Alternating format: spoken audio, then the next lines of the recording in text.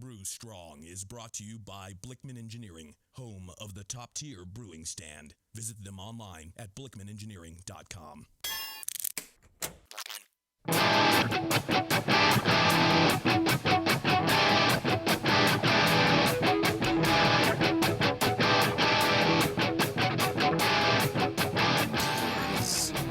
It's time for the beer radio you've been looking for. This is the show that dispels myths, tackles the toughest topics, and makes no apologies for geeking out on beer. Hosted by two guys that drink before they think, Jamil Zainasheff and John Palmer. This is Brew Strong.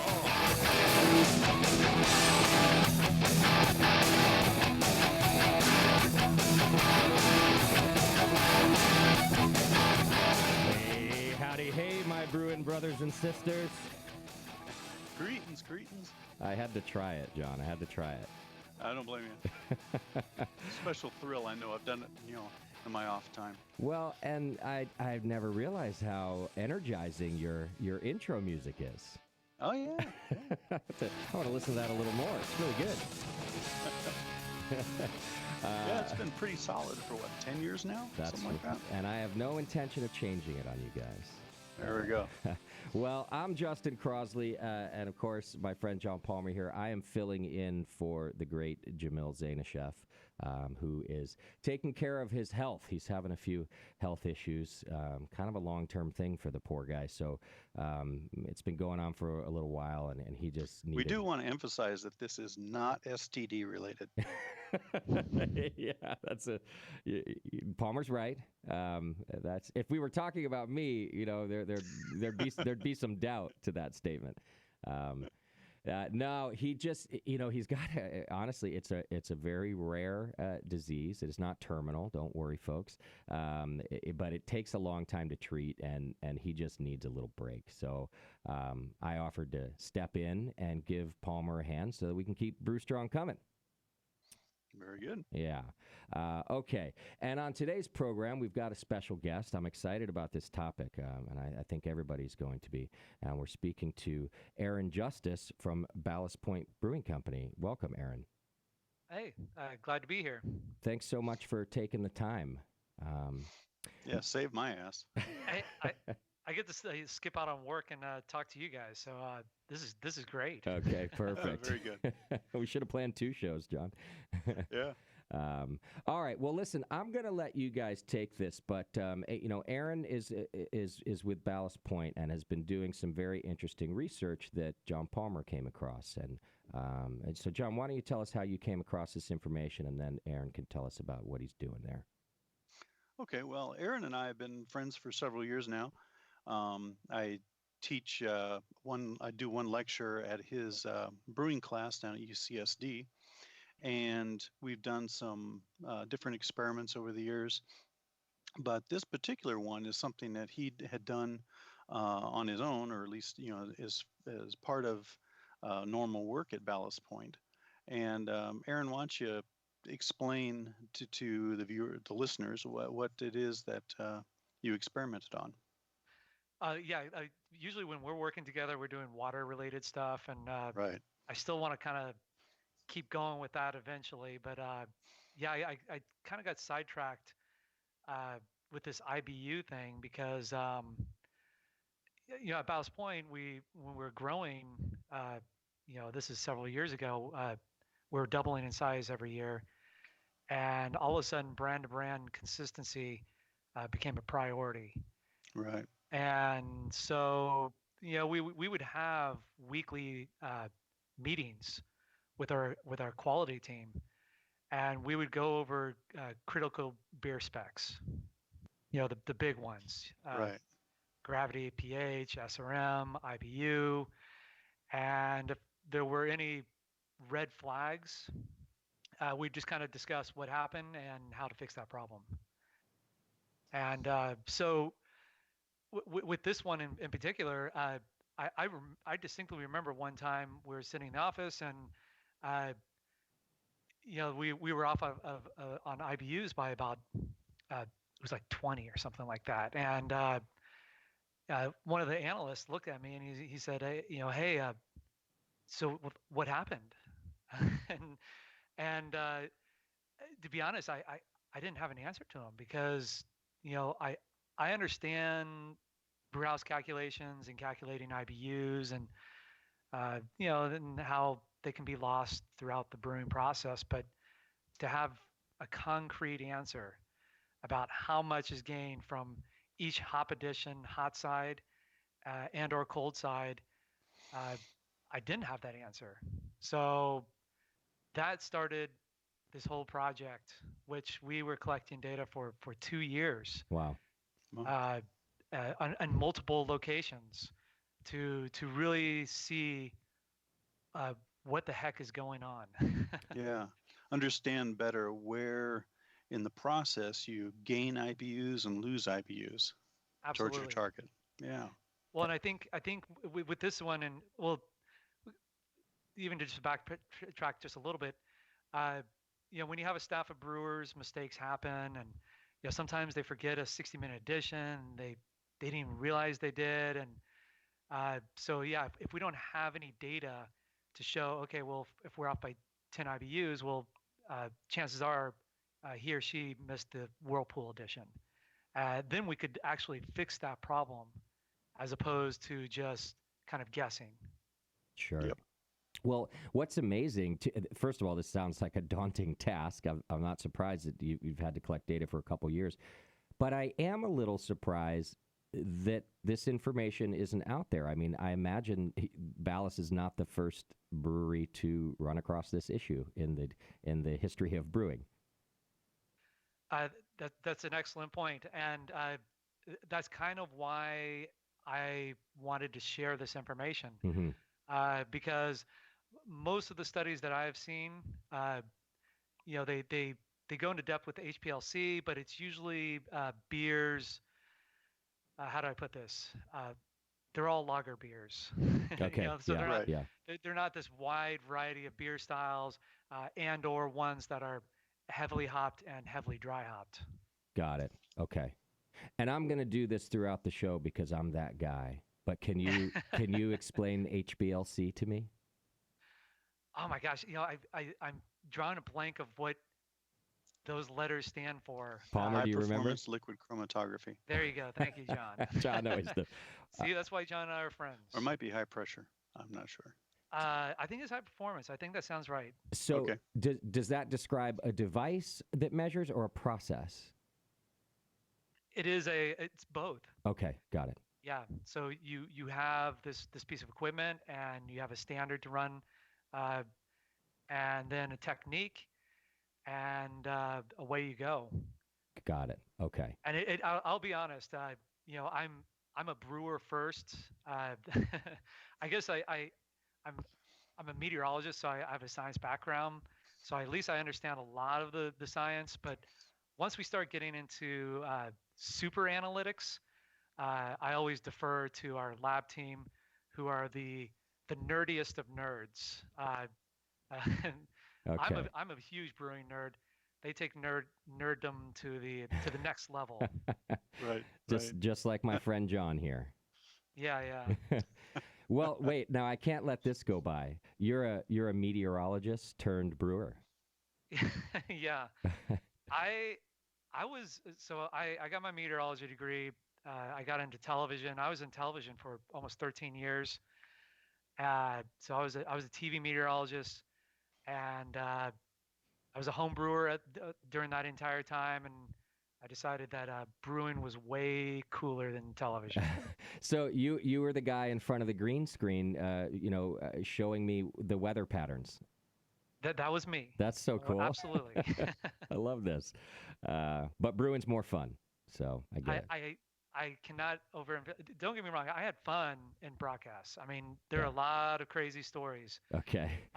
But beer, I mean, you can't compare. Right. Making beer for a living and being involved with beer is the coolest thing, period.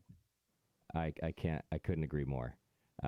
But I will say, I have a longer format show here on the Brewing Network called The Session, and I think I'm going to have you back so I can hear some of these crazy stories too. Hey, I'm always available. Excellent. Especially right in the middle of the day when I'm supposed to be working. Perfect. Okay, well, let me do this. I need to get us to a break, but the first thing I want to do is make sure I understand what we're talking about here. And so, essentially, you're just having these discrepancies, particularly in IBUs, from what you were calculating they should be, and then when you measure the beer at the final product, you're finding them to be quite different. And your study was to figure out exactly where, when, why, and how those discrepancies are happening. I think that's a good way to put it. Yeah, there was a black box, from adding hops in the kettle to finished product, and we just wanted to clarify it, track it all the way through. Okay, perfect. Then I'm going to get us to a very quick break, and when we come back, we'll dive into this. But first, Palmer, we should be thanking John Blickman for bringing us Brew Strong, shouldn't we? Oh, indeed, yes. He's been sponsoring this show for a number of years now. Yeah. And couldn't do it without him. You know what? It doesn't matter how much I screw up or what awful things Jamil says. He just won't drop us. That's right. He's a true friend that way. He is. Go to blickmanengineering.com and learn about all the amazing products that John engineers over there. John and his team are a great group of people, and they blow my mind every time. I'm looking forward to seeing their booth at HomebrewCon this year, as I always am, because he's always unveiling something crazy. So, yeah. Well, in fact, we're going to have the new Anvil Foundry all-in-one system. Oh. If you're familiar with the Grainfather and RoboBrew, yeah, it's a similar system, but made even easier by being Blickman. I'm excited about that because, we're about to give away the official Brewing Network More Beer Brew Sculpture. We're gonna give it away to a lucky listener. It used to be Jamil's, and then it became the Brewing Network's, and now we're gonna give that away. So I might be in the market for a new all-in-one brew kit, man. There you go. I'll have to go check it out. All right. Thank you to John Blickman, and we will be right back on Brew Strong with Aaron Justus. Hang in there.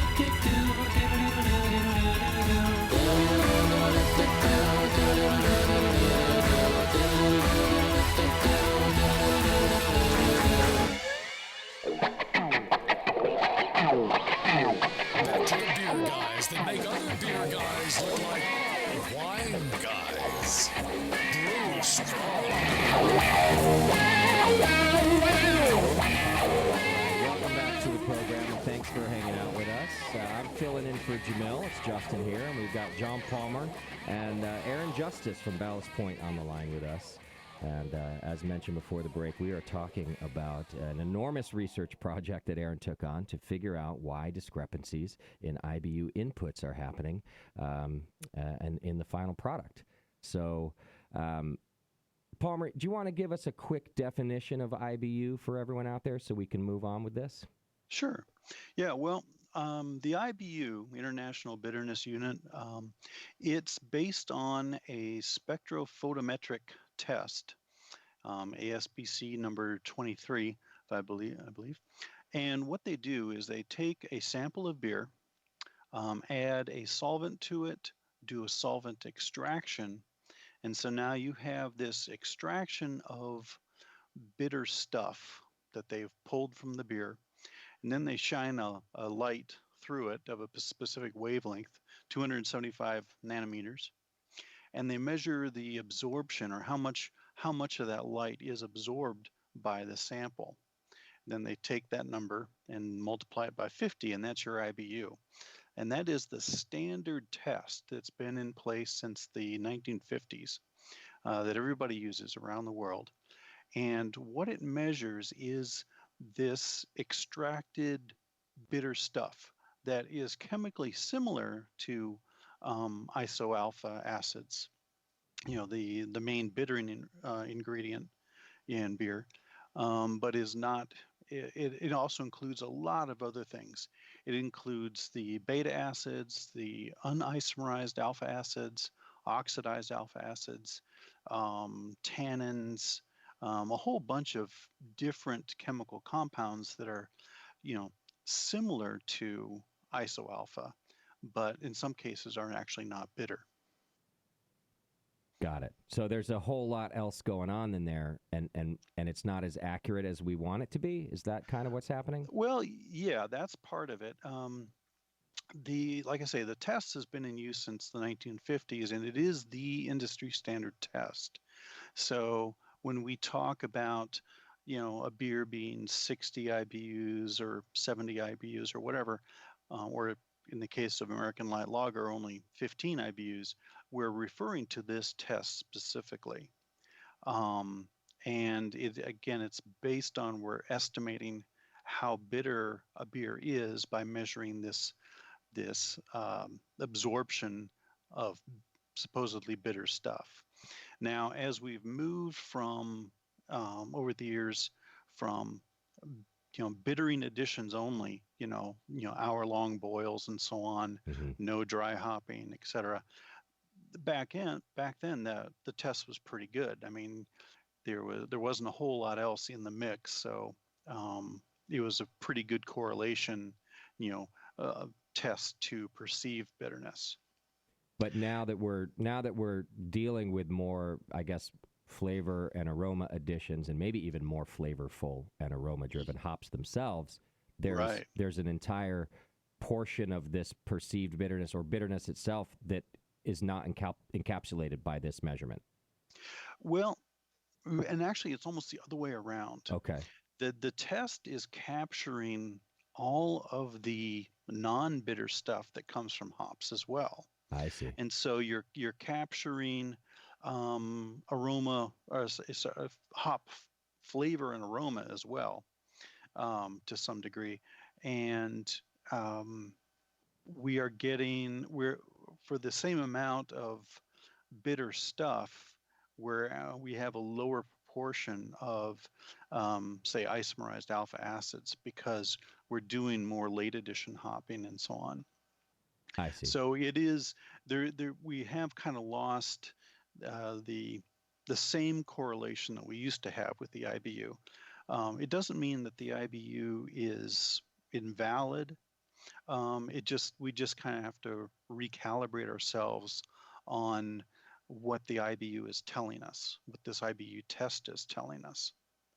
And so as we talk through Aaron's experiments or his data collection, it's important to understand that he is sampling the wort and the beer throughout the process, measuring this absorption of bitter stuff, which is actually very varied in chemistry. It's not just isoalpha acids. Got it. Okay. So, Aaron, where do you want to start to help us understand, where you began and how you went through this? Boy, yeah. Where did we begin? uh, so we wanted to start with the very beginning, and we have certain brands that had mash hops. So we decided to see if mash hops add bitterness to beer. And a lot of people, I tell you, this was a very heated debate in the brewery because a lot of people, thought that mash hops don't add bitterness, but they absolutely do. So we decided to uh, take those beers, and once we collected all the wort into the kettle, uh, we would take a sample, and this is for all of our hot side sampling that we did. We'd take a sample, would cool that sample down, centrifuge it down to get all the particulate out, and immediately analyze it. Um, and we found that mash hops did add a certain amount of IBU to beer. In fact, we were getting anywhere from 8 to 10% utilization from those hops. So Yeah. and I think that surprises a lot of people. I was not surprised just because I knew that, if it's sitting in a mash tun at 150 or above, especially by the end of lauter, you got to get something out of there. Yeah. So let me ask this question, Aaron. So when you're doing this, you start your mash, you put in your mash hops. You finish the mash. Do you then take the beer through the boil and fermentation with no other hop additions? Unfortunately, no. So, and that was the tough part because this specific IPA has a lot of hot side additions and is dry hopped. So, really, So you were saying, okay, we're doing these boil additions or other additions. We're accounting for that, and this difference then must be due to the mash hopping. So yeah, we pulled a sample before we started adding any hops Okay. to see what we extracted from those mash hops, and we did a control where we didn't add mash hops. And the funny thing is with these these like what you're talking about with these IBU measurements, even the control would still pull up like 1 or 2 IBUs just from Sure. malt. Yeah. Uh, so that's just the nature of the game. I remember reaching out to John Paul May from Hopsteiner, uh, and he said, about 90% of the bittering that comes from IBUs is from alpha acid, and humulinone. But then there's that whole other 10% of who knows what. Yeah. And when we were doing these experiments, we found that we could get bitterness from bitter orange peel, from cinnamon, and various other spices. Would also throw in, some IBUs into our measurements. Sure. They would be the test would interpret these other compounds as being bitter stuff similar to isoalpha and so on. Absolutely, and Okay. specifically our pumpkin beer. I was like, boy, is our pumpkin beer really 40 IBU? I don't think so. That I think that the spices were adding quite a bit to our measurements, but the perceived bitterness was not there. Wow. Well, so there's all of these factors, but then you also have to account for all the other standard factors of adding bitterness too. Like there's so many variables, right? Like even just boil time, gravity. I know you're talking about just starting with mash hopping here, but as you go on, like what form the hop is in, there's just hundreds of variables. And I think that's a good point. And the ones that we focused on, because you can go through the list and boil time, work gravity, hop rate. What kind of hop product are you using? Pellets? Are you using extract? Are you using whole cone?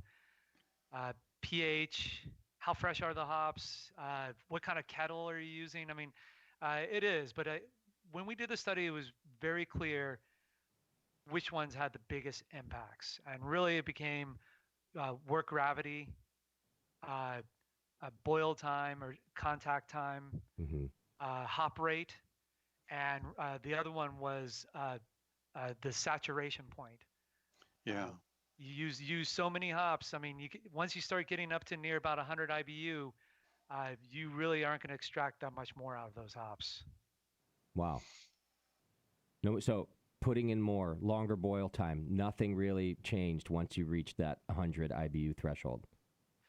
We would get IPAs that could get to at knockout. We could get I think one IPA had almost 129 IBUs. Okay. Wow. So you can do it, but that's a very heavily hopped beer.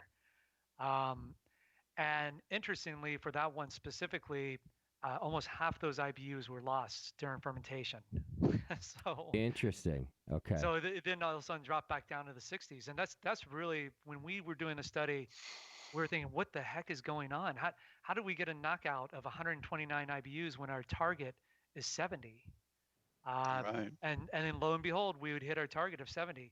So a lot of times we were hitting these targets just because we had brewed these beers so often, and we would hit our targets, but we didn't really understand why. And now all of a sudden this kind of enlightened us, if you will. Sure. Yeah. So what was the utilization in mash hopping, compared to boil hopping, so that the brewers who are kind of saying, no, I don't believe in this, but what did you find? We were getting anything as low as 8% to as high as 11%. And I will say that we decided to use 2 different hops at different alpha to see if we would get more IBUs with the high alpha hops, which we did. We also used a different hop rate for each hop. So one was Palisade, and we hopped at, I think it was like a ½ pound per barrel versus a pound per barrel. And the more hops we use, the less utilization we got. And that's going to be kind of a trend going forward, is this hop rate. And when you're using these high hopped IPAs, the more hops you use, the less utilization you're going to get. There is a direct correlation. Yeah, and I think that's one of the most interesting aspects of this study is, the fact that hopping rate and hop IBU saturation are such big factors in, in what we eventually achieve, and as well as, the calculations that we normally do when we try to calculate how many IBUs we're going to get. I think that's a great point. And when we were doing this, we had an IPA that the Whirlpool hops, and this is an old recipe, but the Whirlpool hops were about 0.1 pounds per barrel, which is not a lot, versus another one had a pound per barrel, so it had 10 times as much hops in the Whirlpool, but this other one was more bitter. So even though it had such a low hop rate in the Whirlpool, its utilization was terrible, whereas the other one had a better utilization. So we realized right there that the saturation point thing is a real thing. Yeah. That we'll talk more about that later, I think. I want to interject here for our listeners that in terms of hop rate, when we talk about pounds per barrel, just for comparison's sake, 1 pound per barrel is about 4 grams per liter in terms of hopping, and is also equal to about a ½ an ounce per gallon. So as we, as our listeners try to understand this unit in terms of their own brewing, 1 pound per barrel is about 4 grams per liter, is about a ½ ounce per gallon. I think that's good. That'll definitely help people for sure. Yeah. So, John, do you want to move on to now what happens in the boil, or cover some more just of the variables that are still happening for factors for bitterness? Well, I think we've covered the basics, and I think as we talk about boil hopping, we'll talk about more of these factors and what are relevant here versus mash hopping versus whirlpool. But I think, just to recap, the standard factors for bitterness: boil time or contact time, boil temperature, wort gravity, um, then the hopping rate, and the saturation point. Saturation point being about 100 IBUs. Maybe it's 107, maybe it's 110, maybe it depends a little bit on the particular wort or system that you're using. But somewhere around 100 IBUs does seem to be a plateau in terms of getting more IBU into a beer. Wouldn't you agree? Yeah, I absolutely. Okay. So yeah, and the final point on mash hopping, which I think is interesting, is that you're putting hops in the mash and only getting about 8 to 11% utilization out of that quantity versus say 40% or more utilization from a boil edition. And let's talk about boil editions now. Okay. This one was interesting for sure. the the the first thing that we wanted to see was how quickly we were getting our bitterness from those kettle additions, and we found out that within 5 to 10 minutes we were getting most of our IBUs out of the hops that we added, and I think that was another real big shocker for us. We were not expecting that. Yeah, that was really surprising to me too. But I think in light of the test, it can be put in perspective. So what we're saying is that 10 minutes into the boil, you've done this addition. A lot of the extractable material from the hops is coming out into solution and is being registered in the test, right? Yep. Okay, so in this extracted material are, unisomerized alpha acids. Then you have your oxidized alpha acids, which are also bitter, but only about 2/3 as bitter as an isomerized alpha acid. And then as that boil proceeds, you're going to get more and more isomerization happening. And so I think,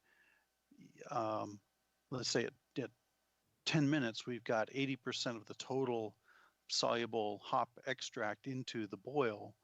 But as that boil proceeds, you're going to get about another, say, 20% of soluble hop extract into the boil, as well as increasing the proportion of isoalpha that's going to be part of that IBU measurement. Would that be correct? I think that's fair enough. I know that I guess the real question would be how soluble is alpha acid, uh, and that's something I know that it's not as soluble as isoalpha acid, but I've never known like the true solubility factor for alpha acid, and that's why we would love to do HPLC, because then you could see each compound Right. changing, and I even said this when I gave the talk at the Brew Summit. And I think I even talked about it in the paper, but this IBU measurement is more of like an X-ray, whereas HPLC is more of like a CAT scan, where the X-ray is very fuzzy and you can at least get the picture, but the CAT scan is going to really tell you what's going on. Yeah, that's a very good analogy. I was talking to Val Peacock about this, about your paper and so on. Val, of course, being a hop expert from formerly from Anheuser-Busch. Absolutely. And he agreed that the IBU test, the spectrophotometric test, does extract the unisomerized alpha as well as other hop and beer compounds, again, that are soluble in the solvent that they use for the test. So there is that 10% that's other unrelated, material that you mentioned, as well as, I think, unisomerized alpha that would be captured in that test. And so, yeah, with an HPLC done in tandem with this, we probably would see an increasing proportion of ISO throughout the boil. It would be really cool to see the individual analogs. So obviously you have, humalone, iso cohumalone, iso adhumalone, and yeah, see how rapidly each one of those analogs gets picked up and lost. If I ever have another 2 years to do this, that would be really cool. But holy smokes, that would be a very cool study to read. Yeah, it would. So Well, can I ask you guys from a sensory standpoint, if I'm understanding this right, if most of this, if 80% of the IBUs are happening within the first 10 minutes and then the other 20% happens over time, does this reinforce the philosophy that late hopping provides less of a sharp bitterness or firm bitterness than early hopping? Do you think this correlates with that at all? I think so. But I think, again, the reason is that late hopping, you aren't getting the isomerized alpha, which is, the king of bitterness, if you will. Mm-hmm. You're getting more of the oxidized alpha, the humulinones, as they're called. And those are only about 2/3 as bitter as iso alpha. So, less, you are getting bitterness, but it's from a different compound than the iso alpha. Okay. And polyphenols too. Yep. Even though polyphenols, a lot of them like xanthohumol don't really register on the IBU, they definitely enhance perceived bitterness. And the longer you boil hops, you're going to extract those polyphenols out of that vegetal matter. So I can only imagine that also will add to an astringency that can be perceived as bitterness as well. Okay, got it. I like that your study is starting to explain some of these things for us too. We've been talking about this on the show for years, this whole late hopping thing. Jamil, introduced it to me and many others, and now it's just sort of the standard, right? So it's nice for me to understand kind of what's happening with that process. Mm-hmm. It is. Yeah. Now, Aaron, you had mentioned the hopping rate and how. I think it was, what table was that in the paper? It's table 2? No, table 1. Basically, if I read this correctly, that you were getting at a lower hopping rate, less pounds per barrel, but higher alpha, you were getting better utilization than using a lower alpha hop at a higher rate. It is, more pounds per barrel. I think that's. I'm glad you brought that up because we saw how hop rate had such a big impact on utilization. So we have the luxury, because we were brewing four brews into one fermenter, we could just kind of blend it all together. So we decided to change the hop rate. The target IBU was 40 for this beer, and so we did. We took a high alpha hop, Polaris. Then we took a couple medium range hops, Northern Brewer and Palisade, and then we used Tetnang on the fourth brew. So Polaris has 17.6% alpha acid, whereas Tetnang has 1.9. Wow. So, the Polaris, because we're targeting the same alpha charge for this beer, but the Polaris was the hop rate was 0.1 pounds per barrel, whereas the Tetnang was 1.2 pounds per barrel. So 12 times as much hops were thrown in, and the utilization dropped dramatically. So the Polaris, the utilization was 45% utilization. The Tetnang was about 31%. So I think that just that vegetal matter, the trube, takes away from utilization.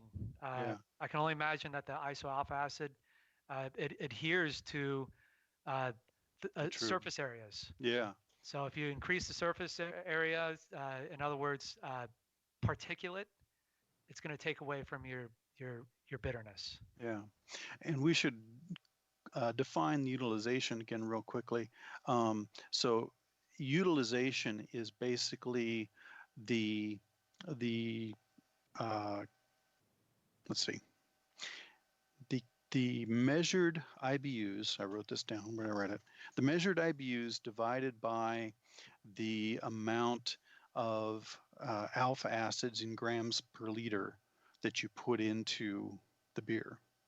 So is that, I believe that's, Yep. What did I do with that?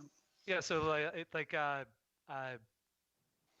to calculate your alpha charge, it's just like an IBU calculation. So you have your weight times the percent alpha acid over a volume, and then you just convert that to milligrams per liter, or ppm, parts per million. Right. Yeah, and then compare that to the actual IBUs that you measured from the beer. How much of that alpha then was realized in the beer, and that's your percent utilization that we're talking about. Indeed. Okay, good. Just to catch everybody up. That is good. Yeah, whenever I say alpha charge, it is the total amount that we should have got theoretically, but obviously you're never going to get 100% of all that alpha out of those hops. Right. Makes sense to you, Justin? It does. Believe it or not, it does. Okay. And what I'm thinking is that hop sellers don't want to hear this. this less is more situation that Aaron has found. But hop sellers love craft brewers though, because we've introduced the 4 pound per barrel dry hop. Right. You've more than made up for it with that. Yeah. Hop growers, whenever I go up to hop harvest, absolutely love us. Yeah. But you're right though. A lot of people, when you're talking about recipes, and they say, "Oh yeah, it doesn't matter what hop you use. You can substitute any hop for a 60-minute addition, because when you boil it, you kind of remove all the aroma and flavor from that hop." But I caution you that you need to watch for those alphas. So if you're going to substitute a hop for a 60-minute boil, make sure that it's a similar alpha. Otherwise, you're going to get a better utilization or worse utilization, depending on what the alpha is on those hops. Got it. Good point.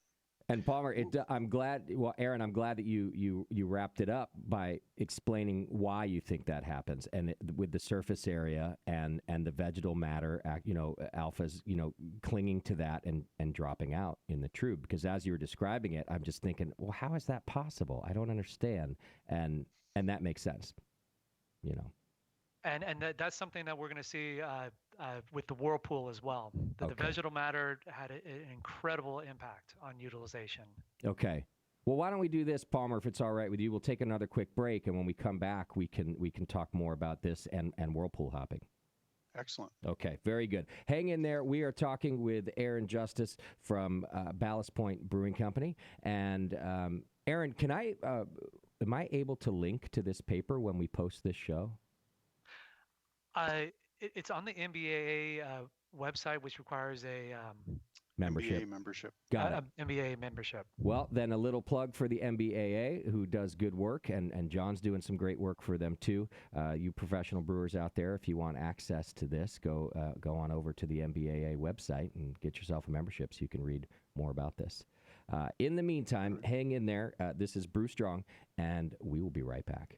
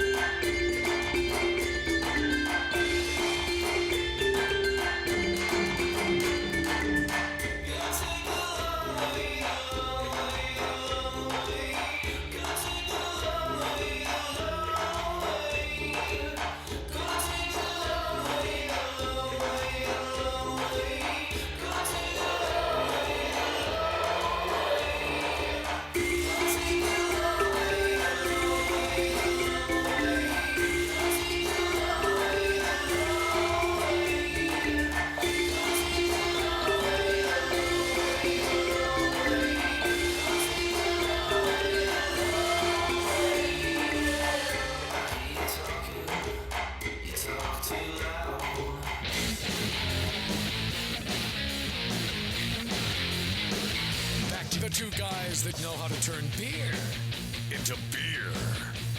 This is Brew Strong. Well, the other two guys here know how to turn beer into beer. You're tuned into Brew Strong. I'm Justin Crossley filling in for Jamil Zainasheff today. And, of course, we're here with the great John Palmer and Aaron Justus from Ballast Point Brewing Company. And we're talking about IBU discrepancies and the research project that Aaron has been working on for the past couple years of his life. So, John, do we need to cover more about what is happening in the boil, or are we ready to move on to the next phase? Well, I think one question I had for Aaron is, in view of the significant impact of hopping rate and saturation point, in realizing IBUs into the finished beer, how do you think original gravity, or the wort gravity factor compares to those two? Where do you think they rank? It looks, I guess it depends on what type of beer you're brewing, because we kind of noticed this, that the lower gravity beers, that there was really not a strong correlation. And I read a paper about it, and they also found the same thing, that anything below roughly 13 Plato. Okay. 1052. Yeah, 1052. There really wasn't that strong of a correlation between utilization and gravity. But once you started getting above 1052 or 13 Plato, you start to see a steady decrease in utilization. And I don't know if that's just because it's density, just because it's more dense, that anything's going to be less soluble in a more dense fluid. Yeah. Or it could be a combination of things, that there's just more trube in the kettle. So, but we did see that, the super high gravity beers, you start to see a pretty rapid decrease in utilization as well. So I think when you're talking about kettle hopping, the big ones, and the old calculations used to be just wort gravity and time.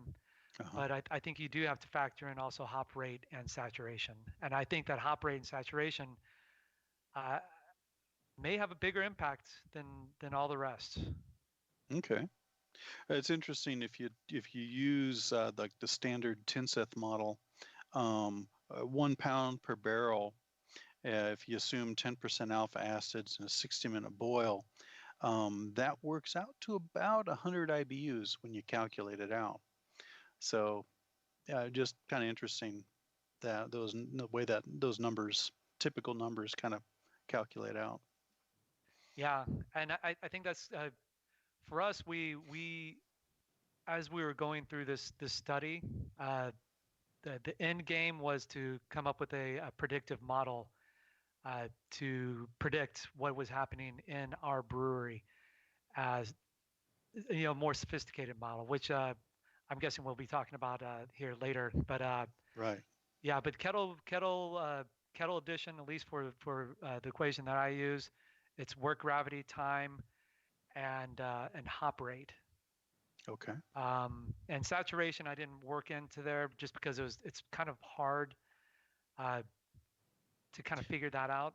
Okay. Yeah. Whereas when you go into Whirlpool, you kind of have this known IBU, or at least target IBU, that you're going to have at the Whirlpool. So, in other words, it's still a work in progress. Yes. Well, of course. Okay. Well, let's talk about Whirlpool hopping then. So you saw the same sorts of trends then that you saw during boil hopping, in terms of, the rapid increase in measured IBUs? We did. When we pump to the Whirlpool, we pump at a high velocity. So you're talking about 60 barrels of wort going into the Whirlpool. 60 barrels, one barrel is 31 gallons. So you can do the math right there. It's a lot. Yeah. So we usually pump over to the Whirlpool in about 20 minutes, all that fluid. So in order to create a very strong circulation. Oh, Once it's all pumped over to the whirlpool, we drop the hops in okay. and allow those hops to settle down for 20 minutes, and then we knock out to the fermenter. Okay. So Uh, there's, Go ahead. sorry, I was just kind of summarizing. So there's like a nominal 20-minute contact time between the hops and the hot wort. There is, and then during knockout to fermenter, usually we take anywhere from 40 minutes to almost an hour. So total contact time for our whirlpool hops was about 80 minutes, roughly. Okay. Okay. But we were getting all of our IBUs again in the first 5 to 10 minutes. So, and then not only that, but as the hops were sitting in the whirlpool, we really didn't gain that much more bitterness. And I can only guess because the temperature is dropping in the whirlpool. I will say though that the thermal mass in our whirlpool was pretty high, so it stayed pretty hot during knockout. But there's that factor, and also all the hops settled to the bottom, so you're not getting this rigorous mixing of hops that you get during boiling. Okay. Now, when you say bitterness in that context, are you talking strictly about the ASBC measurement, or are you talking perceived bitterness? That's a good question, and just what we measured, so the measured IBU. Okay. And I would love to do an experiment where we could actually do some sensory to this, but so for kettle editions, we were getting on average 44% utilization. For whirlpool, we were getting almost 30% utilization, which is significant to say the least. Yeah. But again, what were we getting? Is it it's a combination of alpha acid, humulinone, and isoalpha acid. Yeah.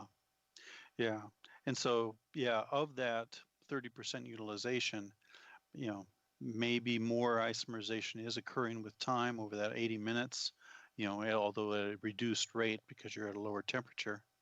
But but still very interesting. And the interesting thing about whirlpool hopping is that I think you get a proportionally greater contribution of bitterness from the oxy alpha, the humulinones, if I'm pronouncing that right.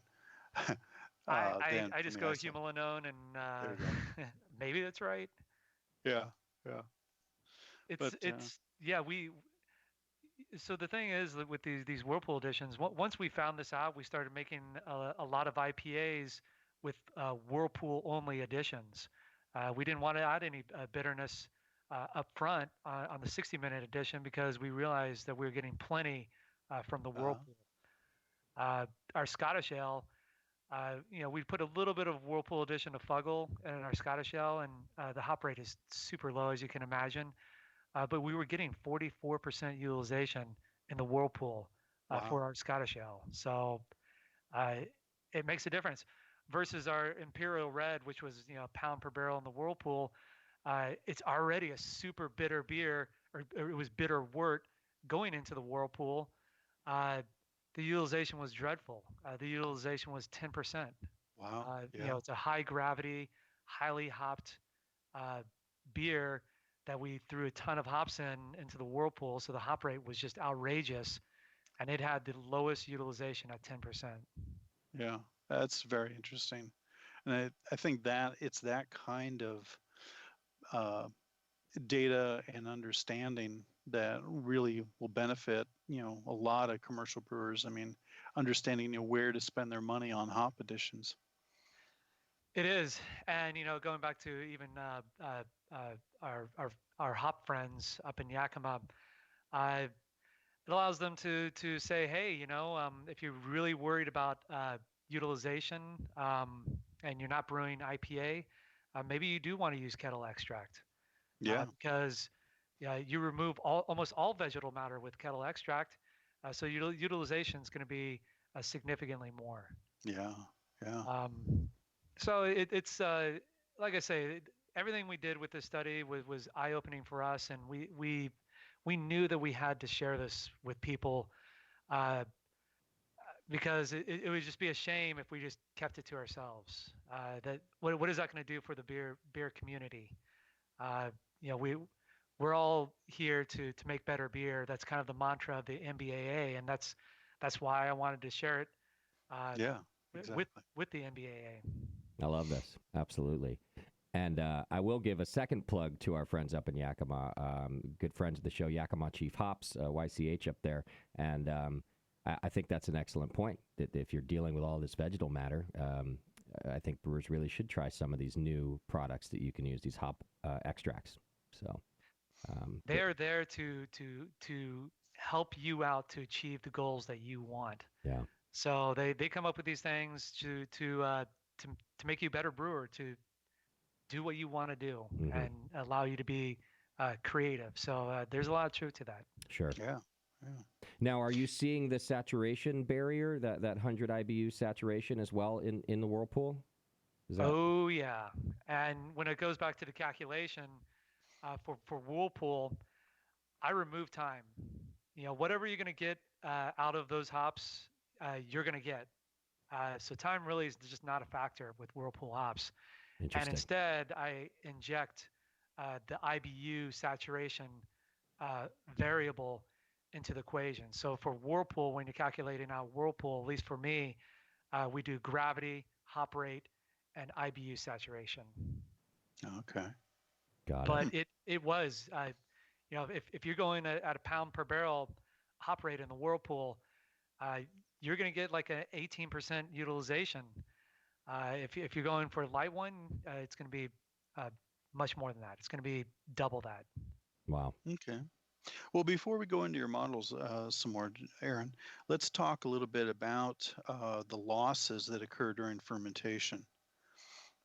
I think that's super important, and this one was a big factor as well, and this helps us to achieve our goal of hitting our target IBUs, is understanding what the heck goes on in the fermenter once you knock out into that fermenter.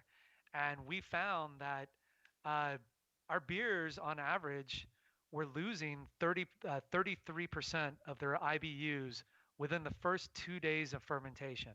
Wow. Yeah. And, you know, if you think about this, you know, the cell growth, you know, during those first 2 days is, you know, exponential. So you have this, you know, huge biomass of yeast cells in your fermenter, and the isoalpha acids and other bittering compounds are, again, sticking to the exterior of those cells, and you're getting a loss of IBUs. And we found that it depends on what yeast strain you use on how big of a loss you're going to get. If you're going to have a non-flocculent yeast strain, in other words, one that stays in suspension. For instance, ones that we saw with high IBU loss were the Sac Trois from White Labs and the wit beer yeast strain. Okay, these low flocculating ones, huh? Yeah, low flocculating. Did I say high? I meant low. Okay. But yeah, low flocculating yeast strains. Definitely, we saw losses closer to 40-50%. Okay. During Now, fermentation. to clarify this a little bit, no pun intended. Nice. So a low flocculating yeast strain stays in solution longer, probably picks up more of the hop compounds. And then when you do filter it out, then you're taking away more of the alpha and bitterness, the IBUs, with it compared to a control. Indeed. Is that right? Okay. And filtration, we were seeing a further IBU loss of about 5 to about 12% of our bitterness or our measured IBUs. So filtration definitely removes bitterness as well. We also saw that if you're at high Krausen and you see the tank blowing off, and there's just yeast all over the floor. We would get uh, it's hard to quantify, but we were losing a lot of IBUs through that. Okay. We use anafoam because that equates to beer loss. Yeah. If you have just an overflowing fermenter, you're literally seeing thousands of dollars go down the drain. Okay. So we use anafoam, and that helps to kind of control IBU so that we're not getting a loss during fermentation. But still, it's significant, and the gravity, the OG of the beer. If it's a bigger beer, the biomass is going to be bigger at the end. So there's going to be more yeast cells and a longer fermentation and a more vigorous fermentation. So you're also going to get a bigger loss with bigger beers. Makes sense. Yes. Okay. So really across the entire brewing process, I just keep hearing that kind of surface area and biomass has one of the biggest effects on everything that you were able to measure. It does. And I actually summarized it really nicely because it is. If it's not the vegetal matter or trube in the kettle or the whirlpool, then it's the same thing when you see fermentation, filtration. That's all surface area. Anything that the beer can run across, you're going to just be losing those isoalpha acid and other bittering compounds. So it's a very complex model for sure. Yeah, well, but especially if I can understand it, it's both complex and rather simple. Like the principle of alpha acids and other compounds sticking to things and dropping out in any way they can is actually quite simple. The complex part is understanding every single place that can happen, right? True. And I forgot to add dry hopping. You're throwing hops in there. You're going to have again a loss because of that vegetal matter. Now it depends on how much you dry hop though, because if you start getting into 2 pounds per barrel, 3 pounds per barrel, 4 pounds per barrel, we saw an increase in IBUs, a significant increase in IBUs. So when we're doing our hazy IPAs and we're double dry hopping and going up to almost 4 pounds per barrel, we had one beer where we did not add any hot side hops. We just did a dry hop only beer. We went 4 pounds per barrel of Centennial. We're just having fun because I don't know. But the finishing IBU of that beer was almost 43, just from dry hopping. Wow. Now, luckily there's been a lot of studies about this, and it can be almost safe to say that most of that comes from humilinone, as opposed to, of course, isoalpha acid, because you have to boil wort to get isoalpha acid. Yeah. Got it. That's impressive. Cool. Well, John, I don't think we have to take a third break if it's all right with you, because we can. Okay. I guess what I'm wondering, and this, I guess, could bring us into the model that you guys ended up with, or what other breweries can do, but in the end, did you solve the problem, for lack of a better phrase? Were you able to come up now with a way to accurately measure what the resulting IBUs were going to be, and answer your colleague or your boss, I don't know who it was, when he came in and said, "What the hell happened? Why were we 20 IBUs off?"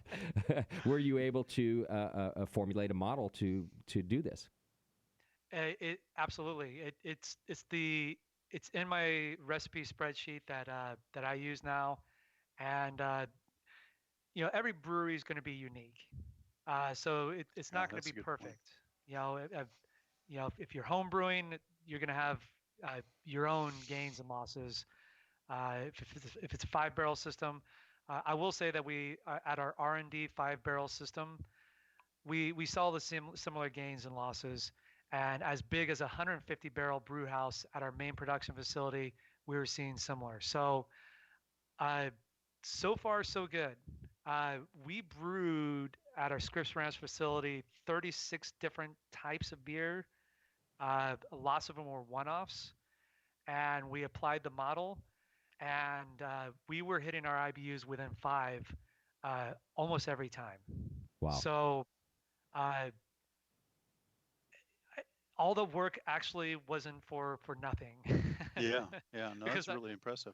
I was pestering our lab all the time, to the point where actually they were always very good throughout this whole process. They like I say, they loved geeking out, but man, it was a lot of work. It sounds Very like it. cool. So- Yeah, so your model that you have in the paper, which is titled Tracking IBU Through the Brewing Process, The Quest for Consistency. It's in volume 55, number 3 of the Master Brewers Technical Quarterly Journal. So your model then is really determining your percent utilization based on your brewery and your equipment, and then these factors for like contact time, hopping rate, and so on, right? It is. And Okay. what we do is then target a knockout IBU. So again, we have our kettle hops, which we use gravity, time, and hop rate to calculate the IBU pickup from our kettle hops. Yeah. Plus the Whirlpool edition, which is gravity, hop rate, and IBU saturation. So those are treated separately. And then we hit our target at knockout to the fermenter. And if it's a first time brew, I usually just assume that there's going to be about 33% loss. Okay. And then we just see what happens. I mean, a lot of times, if you brew enough, you know that a lot of what you do is just trial and error. Yeah. And if you have the luxury of being able to send in samples to a lab, you can do this. You can easily do this. You can take your knockout samples, see what IBUs you're getting, and see how much you're losing through what you do for processes. If you don't filter, then your losses aren't going to be as bad. I mean, a lot of our beers aren't filtered. For instance, our hazies, but then you can probably just adjust the equation to your brew system. And I think now we're starting to get a better picture of what's really going on. And I would love to see further studies to see even more data. More data is always better than less. So Right. Right. and doing more sophisticated analysis, HPLC, and see like what are the specific ones that are being gained and lost, which compounds. So Yeah. it's gonna be fun, and it really helps as a brewer for me to formulate recipes. Like I say, after doing this, a lot of our beers now are just Whirlpool and only bittering hops for bitterness. We started just doing dry hop only beers because we know that we get bitterness from dry hopping. Wow. So, from that standpoint, it allows creativity. Mm-hmm. And Yeah. that really resulted in enormous changes. Those are not insignificant changes that you ended up making. So No. yeah. And I think it's kind of like I say, like Dr. May,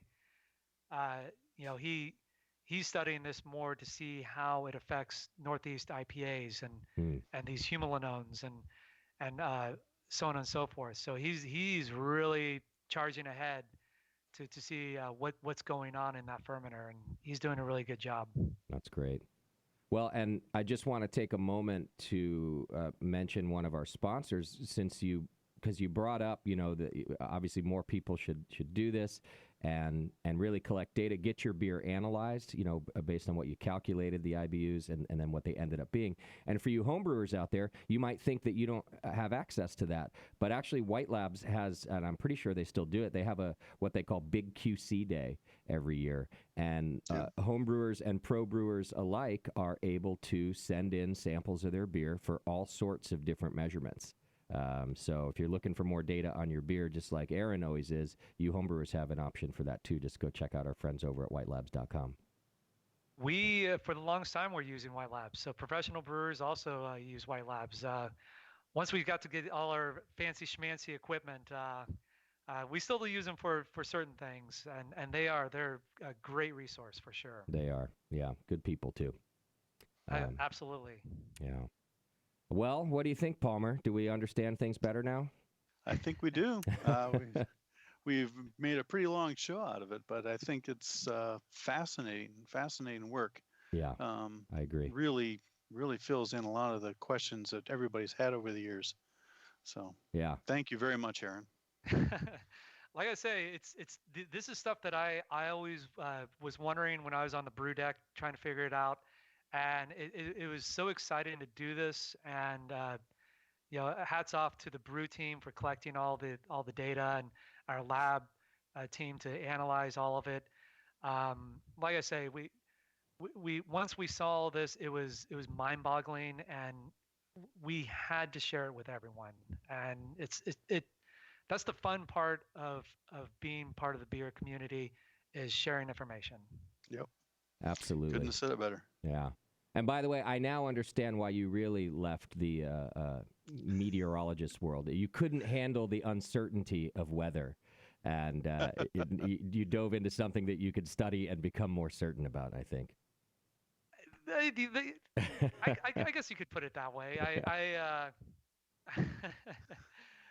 There are other reasons, but we can talk about that some other time. Absolutely. But no, like I say, TV was definitely fun. Yeah, beer. This is the thing about beer. With weather, you predict it, but you can't drink it at the end of the day. So well, I guess if it's raining. Right. Even then, I would worry about it, especially in California. Yeah, good point. But beer. The coolest thing about beer is that you sit here and you analyze and you do all this, and at the end of the day, you're drinking a beer. Yeah. Your beer that you made, which come on, that's pretty cool. That's about as cool as it gets. Well, and actually, truth be told, there seems to be, the more we learn about beer, just as many variables in beer as there are in any other scientific endeavor. But at least, like you said, you get to drink it while you're figuring it out. As far as you want to go down that rabbit hole, you can keep on going. It's beer's bigger than any one person. Right. You can't know it all. Yeah. And even when you start learning, you realize you start forgetting stuff that you learned just a year ago. So Sure. Which is humbling and awesome. Absolutely. All right, Aaron. Well, thanks again for being with us today and for all the good work you're doing for better beer. Hey, no problem. All right. John, should we get out of here?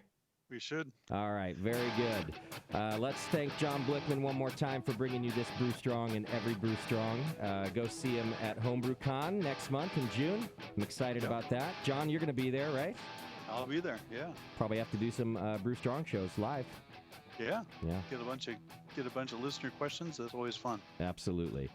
You can send your listener questions into brewstrong@thebrewingnetwork.com. Those go directly to Jamil and John Palmer. And in fact, next up, we're going to be doing a Q&A show, and John's going to get through some of your questions today, right? That's right. All right. Thanks, everybody, for listening. This is Brew Strong, filling in for Jamil Zainasheff. I'm Justin Crossley, and we'll see you next time.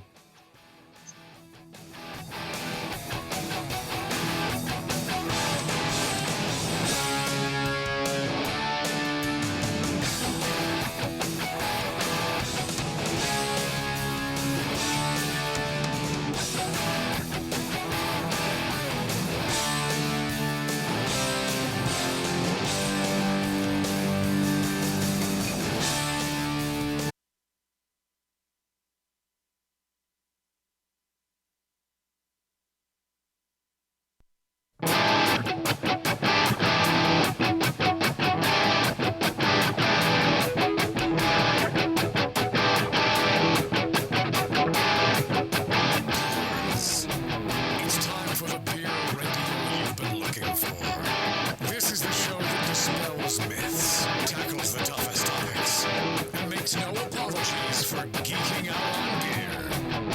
Hosted by two guys Jamil Zainasheff and John Palmer. This is Brew Strong.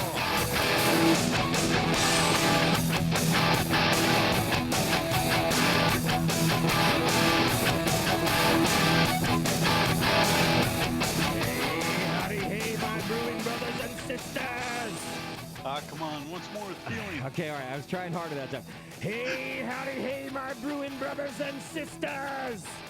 Greetings. Oh, man. I don't know how he does it. I never gave it much thought, but he's darn good at that intro. He is, yeah. You both are. I'm Justin Crossley, filling in for Jamil Zainasheff on Brew Strong today. He is taking care of some health issues, and we want him to get better. So he just needed some rest. And he agreed with John and I that the show must go on. So I'm just helping out here so that John and I can keep getting you some Brew Strong info. Very good. Yeah. It's good to be back, and should have a good show today. We're going to do some questions and answers from the listenership. All right. Yeah, absolutely. We got some questions and answers lined up. By the way, you can always send your questions into brewstrong@thebrewingnetwork.com. And John and Jamil do a darn good job. They do try to get to every one of you. Just so you know, don't expect to email directly back. Sometimes that might happen, but most often we just do it here on the show. So send in your questions for that. And while we're at it, a big thanks to our wonderful sponsor here on Brew Strong, who's been with us for so long, Blickman Engineering and John Blickman. You can go to blickmanengineering.com. And Palmer, we're working on some new projects with him. Yeah. We've been doing the Anvil line for the last couple of years. Yeah. And this is kind of the mid-price point, the Chevrolet compared to the Cadillac or the Blickman systems. Okay. But it gives us a chance to get a little bit of more variety out there in terms of brewing equipment. And we've just introducing the Foundry brewing system. It's an all-in-one Greenfather RoboBrew kind of thing. But with a better user interface and both 3-gallon and 5-gallon capacities, up to, I believe, 1070 original gravity, maybe even 1075. So pretty nice system. Can run on 110 household current. That sounds awesome. Are we going to see that at HomebrewCon? It'll be there at HomebrewCon. In fact, I think it's available now. But you'll definitely see it at HomebrewCon. I love this. All right. I can't wait to check that out. At HomebrewCon, actually, as always, we're having our Brewing Network anniversary party. BNA 14 years, Palmer. Yeah. Oh, gosh. I remember the first few. Those were fun. And it ended up back at your house, and I was a victim of drunk Jenga almost. Oh, that's right. Those were the days. Now I can't even recover from a night like that, John. I know, me either. We're getting old. We are. But we are having our anniversary party out there. It's Saturday, June 29th. You can get tickets for it now at thebrewingnetwork.com. And I encourage you to go. It's going to be a great time. We've teamed up with Melvin Brewing and More Beer to put on this party. Cool. And while we're there, the reason I'm bringing it up now is we're going to be raffling off, giving away our More Beer Brewing Network brew sculpture. And this thing has some history. Built. It was one of the first built at More Beer, and then was given to Jamil, who I think retrofitted it, or they retrofitted it for him a couple times. Then he passed it along to me and the Brewing Network. It's had some professionals brew on it. Matt Brynelson has brewed on that system, and Dan Gordon. And now we're giving it away to a Brewing Network listener because we want to keep the momentum of this thing going. We want to keep the tradition alive. Oh yeah, this is the system that brewed many of the gold medal winning beers that are documented in Brewing Classic Styles. You're right. In fact, I can't believe I failed to mention that. You're absolutely right. This system was really behind that book, behind those recipes. So it's really got a great pedigree, and we're going to get it all cleaned up and ready to pass along. So I might need a new system. I'm going to have to check out this Anvil. Yeah, check it out at anvilbrewing.com. There we go. Okay. All right. Well, I'm looking forward to seeing everybody out at HomebrewCon. And in the meantime, let's do some Q&A, shall we? All right. So this one came in from a listener, and I'm glad because I have the same questions. I've been having trouble wrapping my head around this, and it's about hop creep. Oh, yes. And listener writes in, I've heard this come up on the Brewing Network several times now, this topic, and I'm still trying to wrap my head around the issue surrounding hop creep. And he's got 3 questions. So first, and I'll let you tell us what hop creep is in a minute here, John. Well, it's the alter ego for Jamil. Yeah, that makes sense, actually. I think I've seen that alter ego.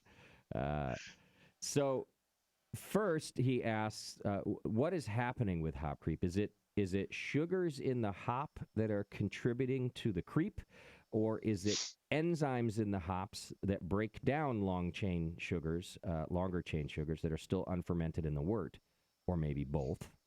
Yeah, that's a great question. And to the best of my knowledge, I think the majority of it comes from the enzymes in the hops acting on the dextrins that are in the beer after fermentation. So, the hops do have a small amount of sugars, but not enough to account for the 4 gravity points up to 1 degree Plato of further attenuation that can occur due to hop creep. And that's essentially the easy definition of what hop creep is, right? Yes. Okay. It's an increased attenuation, additional fermentation, if you will, of the beer when it's supposedly done due to dry hopping. Got it. Okay. And we covered this on our new podcast, Hop and Brew School, which you can find here on the Brewing Network as well. Yep. And yeah, this point is interesting because it seems easy to think that if this increase in Plato is happening, you must be adding sugar, right? And so the original theory, I guess, is, well, if we're putting hops in and this is happening, they must have sugar. But just so I'm clear, so in the mash, obviously, I hope everybody knows by now, we have this enzymatic activity, which those enzymes are in the grain. And this happens in the mash, and it breaks down the sugars to turn them into fermentable. But it obviously doesn't break them all down. The longer chain sugars tend to stay intact. Right. And there are ways to break those down. For example, Brettanomyces is great, right, at breaking down some of these longer chain sugars. Right.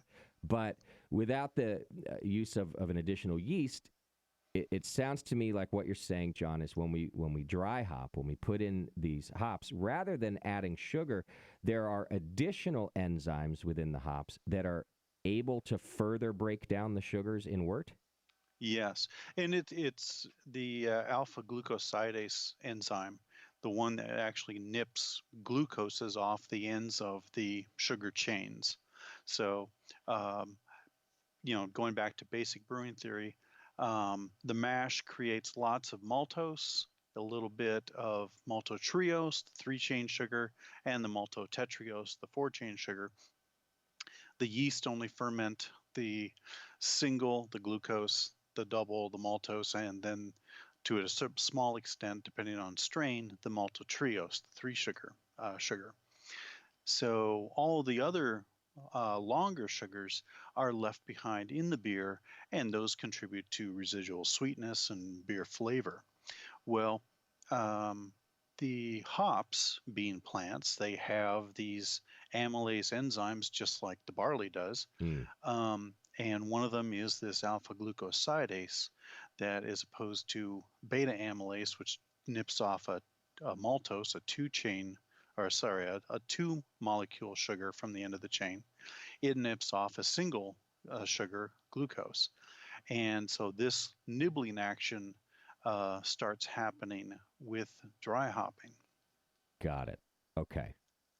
Now, from there, you may ask yourself, why is this only happening now? Do you occasionally ask yourself that question? Well, about almost everything in my life. Well, yeah, because this must have been going on through all of the history of brewing, right? So why all of a sudden is it this hot topic, I guess? Yeah. Well, and I think there's a couple reasons, and this is largely my own opinion from what I've read, but I have been interested in this topic. Um, with the increase in craft brewing and the increasing demand in for hops with good oil levels, um, higher alpha, and so on, we've we started changing the kinds of hops we're using for dry hopping. Hmm. That's step one. In our quest to get more oil from the hops and better hop flavor and aroma, we've started lowering the kilning temperatures that are used at the hop supplier when they process the hops, when they're drying them. They're lowering the kiln temperature to reduce the loss of the hop oils. You know, you get as you're drying the hops, you're trying to force hot air through them. Hmm.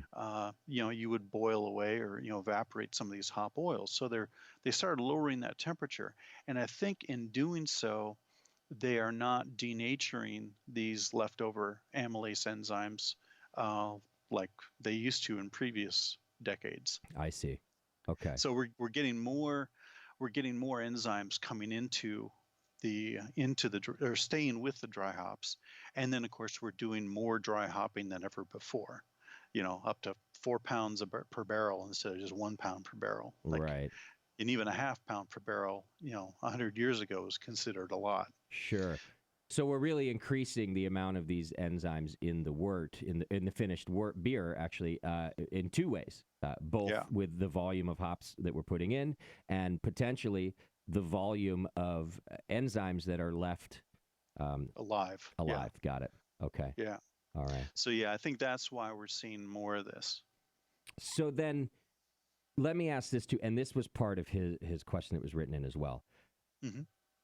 I guess the short question is, so who cares?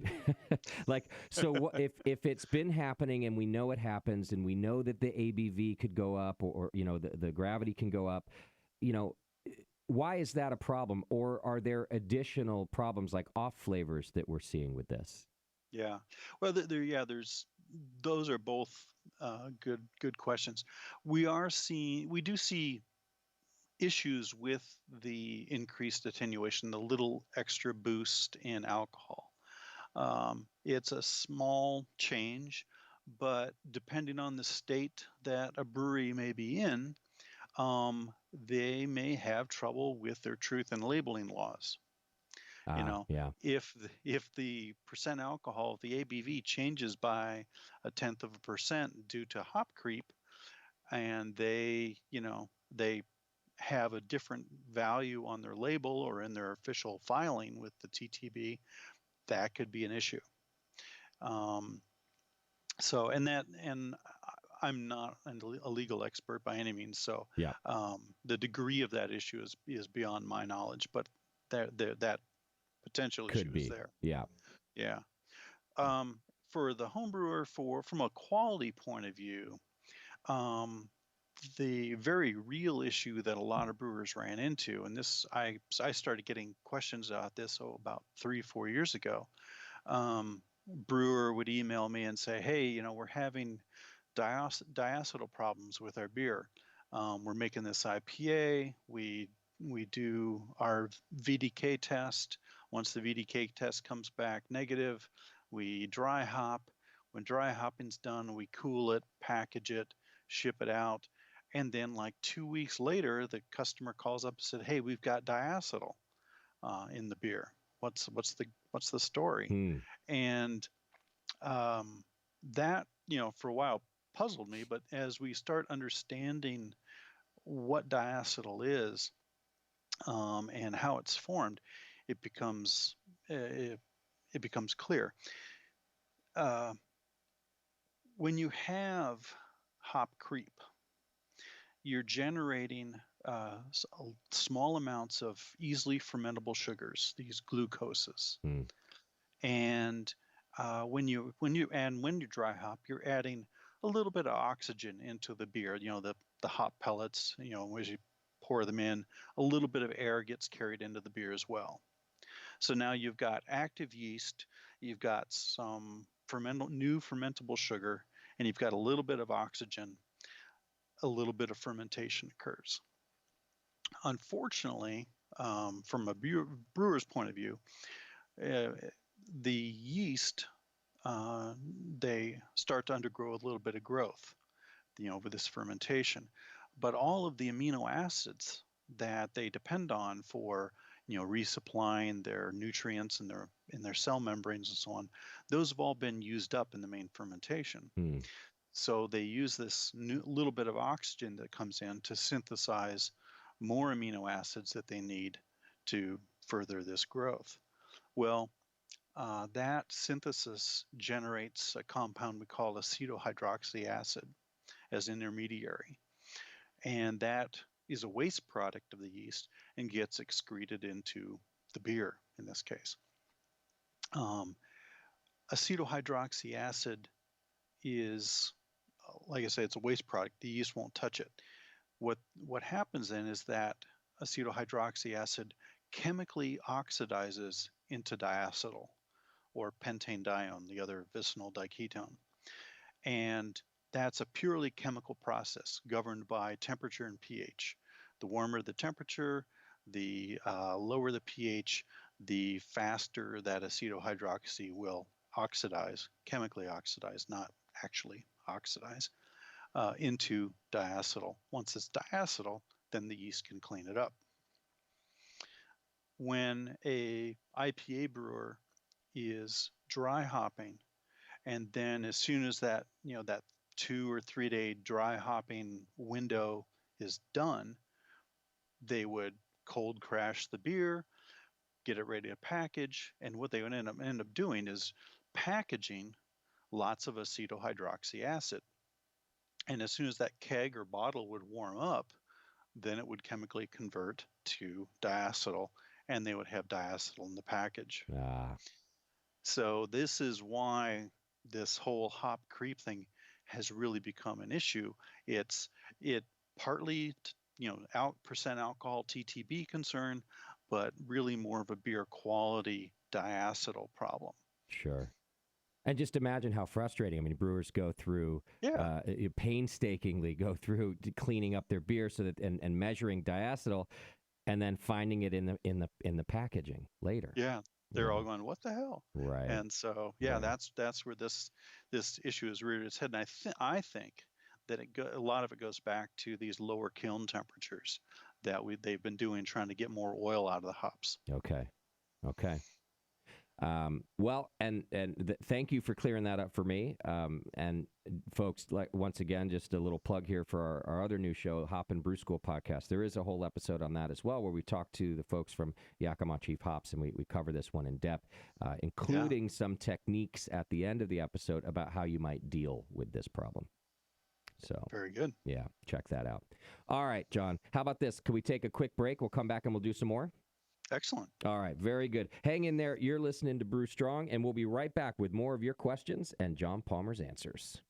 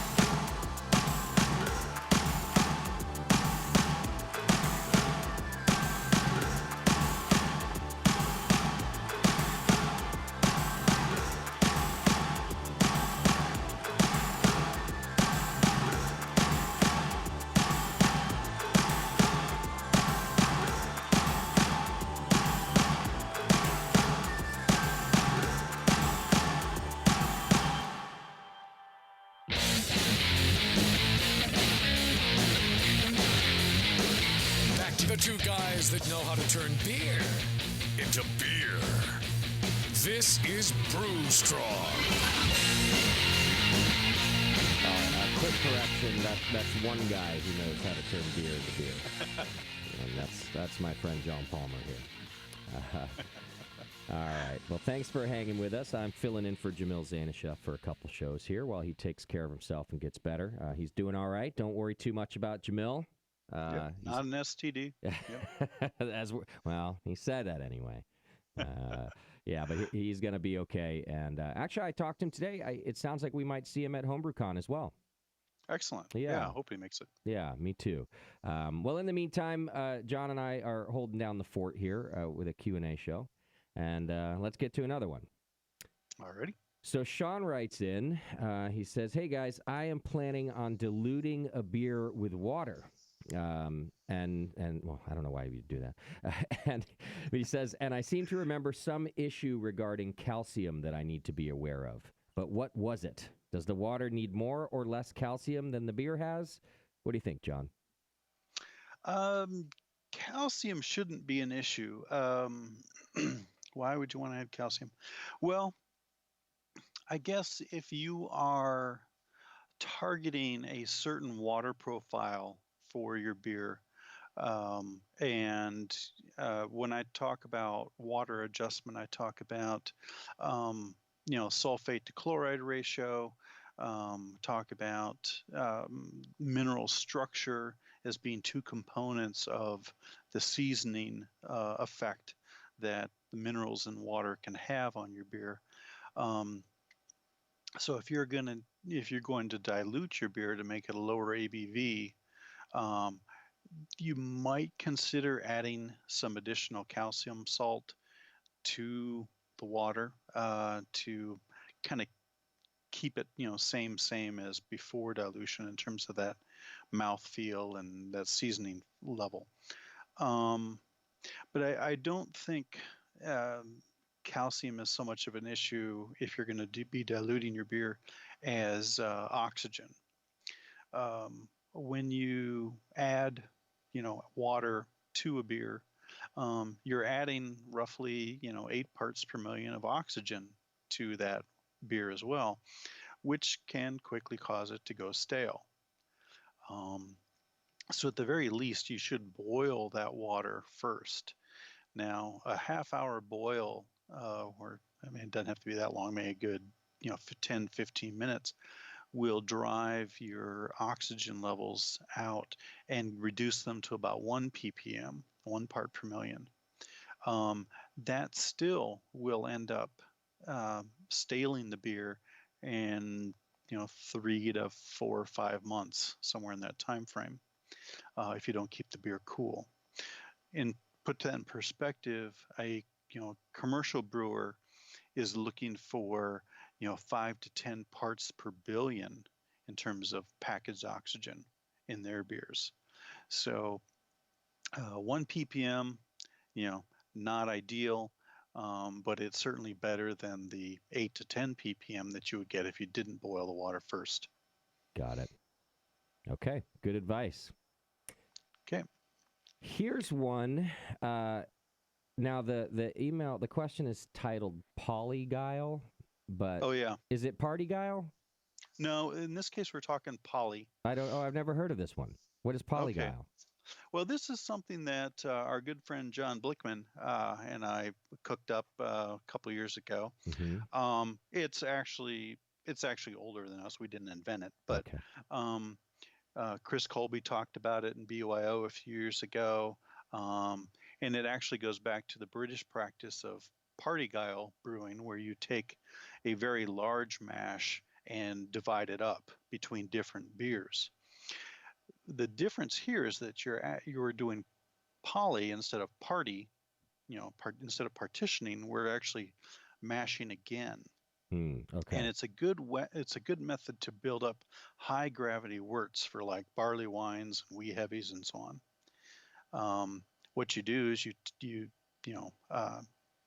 do a mash, say 10 pounds of grain, 3 or 4 to 1 water to grist ratio, like 2 quarts per pound, 2.5 quarts per pound, something like that.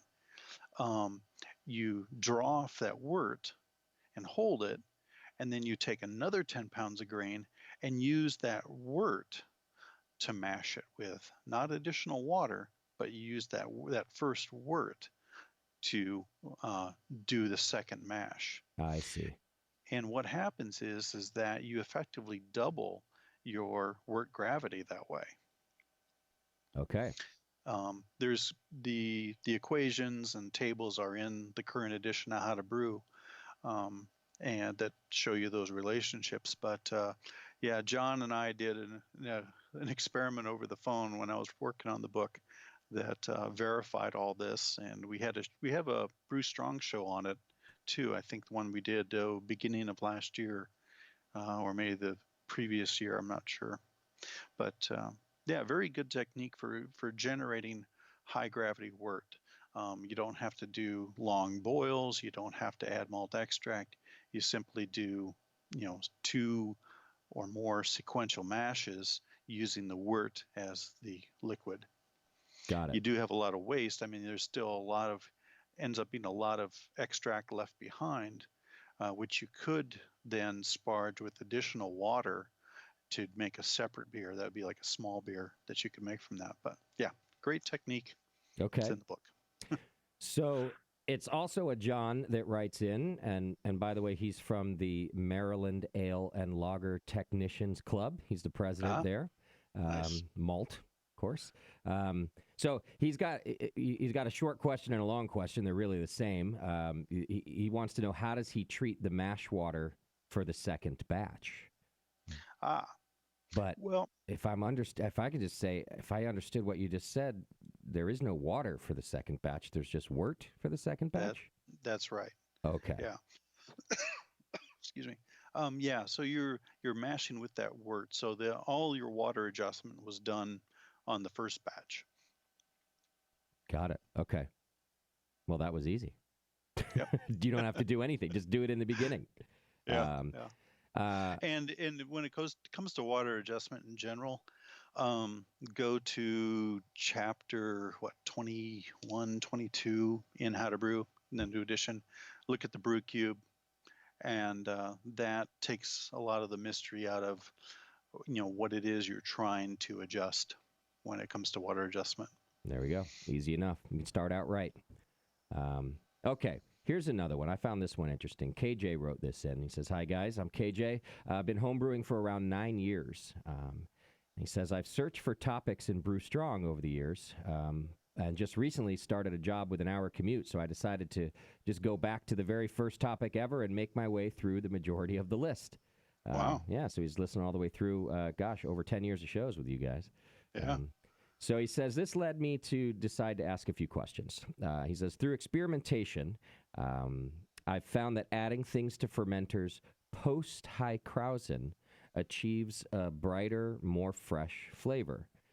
He says, "I'm somewhat of a fanatic about sanitation. I've done some pre-packaged things like canned fruit and candy syrup straight from the package with good results.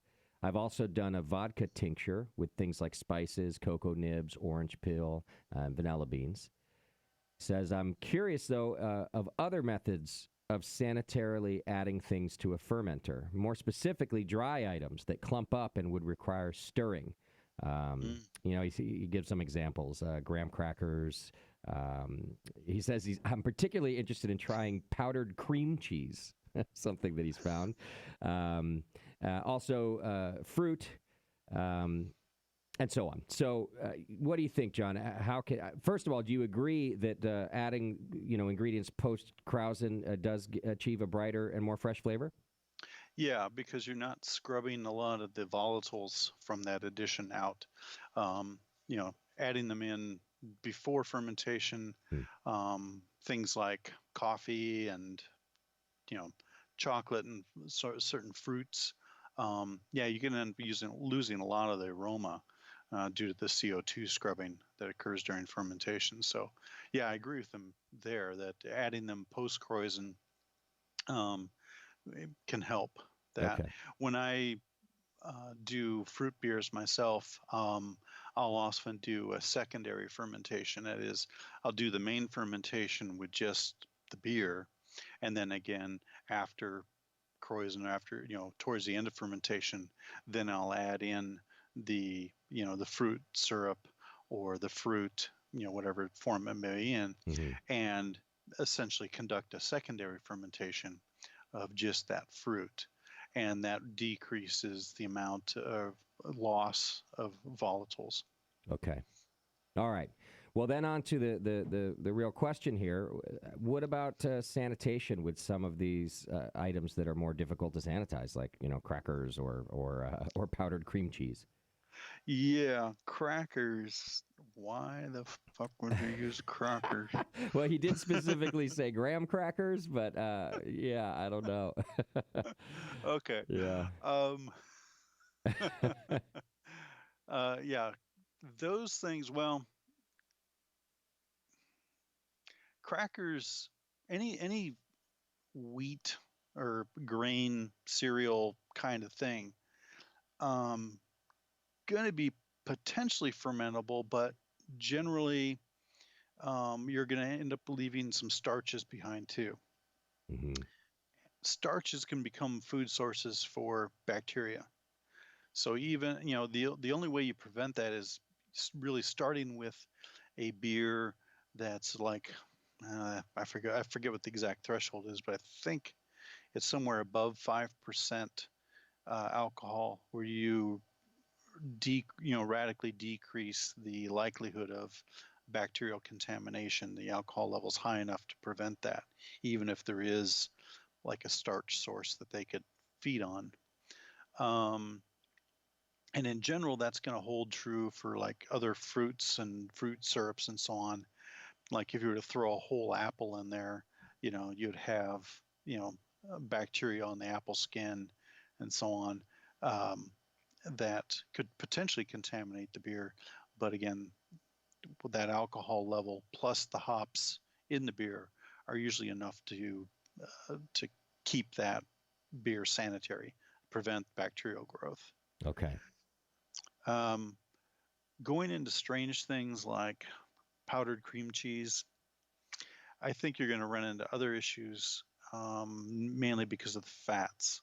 The fats and the oils are, any fats and oils you add to beer are going to reduce its shelf stability, its flavor stability. They're going to stale. They're going to generate, soapy, fatty, off flavors. So I really don't think you want to do that. Even some of these peanut butter beers where they use defatted powdered peanut butter, those beers don't have the shelf life of a regular beer. Even though they've tried to remove some of those bad components, the oils and so on, you still start running into flavor stability issues. Okay. So, yeah, after high Kreuzen, if it's something that you are concerned about, an ingredient that may have a higher potential for contamination, or say a lower alcohol beer, then I would take that and add it basically to the whirlpool after the boil. That way you can use the pasteurizing properties of the temperature of the whirlpool. Anything above 160 degrees for 10 minutes or so will pretty thoroughly pasteurize anything, and knock down your contamination issues. But because it's after the boil, you don't lose the volatiles that you're often looking for. Okay. All right. Good advice, and thanks for sending in the question, KJ. Yeah, good question. By the way, as a reminder, you can send your questions into Brew Strong at thebrewingnetwork.com, and those go to Jamil and John Palmer, and they try to get through all of them for you, so don't be afraid to send in your questions. How about one more before a break? Let's see. Tom writes in, hey, thanks for doing this show. It's been very helpful in my homebrewing adventure. And he goes on to say, I've seen that Fermentis has a new E2U yeast procedure, which you're going to have to explain to me, John. he says, I rehydrate my yeast, so I'm a little skeptical. Is there some kind of new addition to this or non-rehydration, or is this just a selling point? Yeah, this is their new easy-to-use line of dry yeasts. And this product line has been coming on for a couple of years now, or at least, they've been gearing up for it. They've been talking about that, the improvements in dry yeast manufacturing, production, and so on in the last, 5-10 years are such that you have a much healthier yeast cell going into fermentation, one that they have done the nutrient buildup, the oxygenation, the aeration for you prior to drying it out, so that when you pitch it to your wort, that you don't need to rehydrate it first. You can just pitch it. You can take the dry yeast, pour it directly into the fermenter, into your wort, and that you don't need to aerate it, because they did that aeration resulting in, the sterile synthesis, the amino acid buildup, and so on. All these things that yeast normally do during the lag phase of fermentation after you pitch them, they've done that ahead of time. So now you can take this easy-to-use yeast, pour it directly in the fermenter.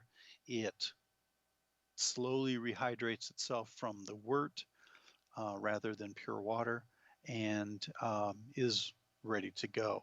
It does very minimal growth, physical growth, that is, and taking in nutrients and so on before it gets started reproducing and going into high fermentation.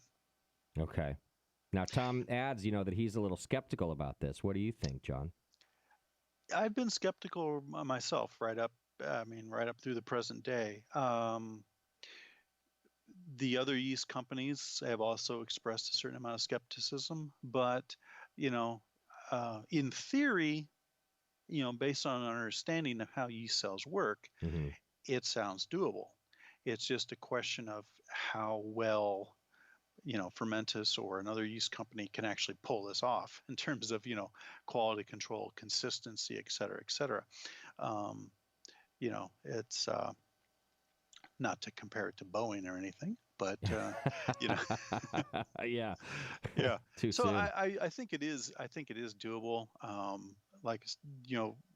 Yeast manufacturers have gotten a lot better at yeast processing in the last few years, and they're able to put more cells into a package with higher vitality, higher viability.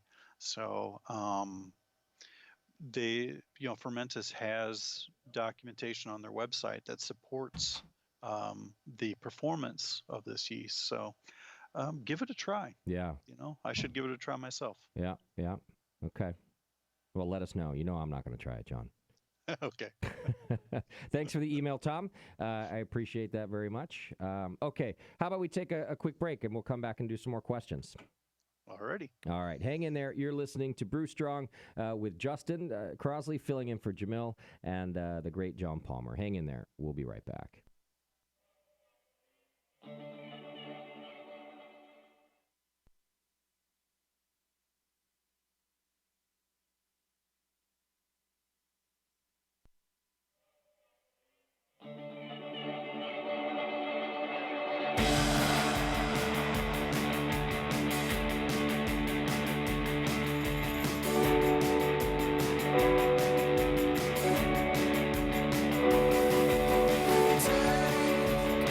Back what you want.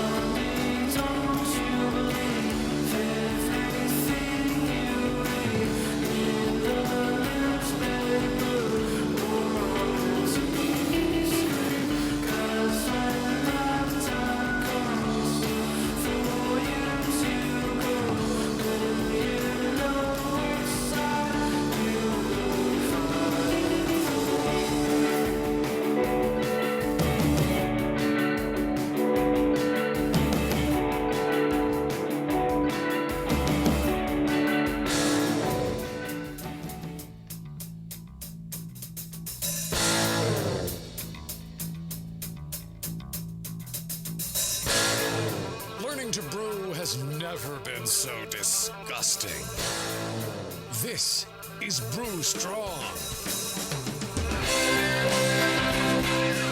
Now that one sounds more like me, John. Yeah, I never really thought brewing to be disgusting. No, it's just the way you guys present it sometimes. Yeah, I suppose that's true. Yeah.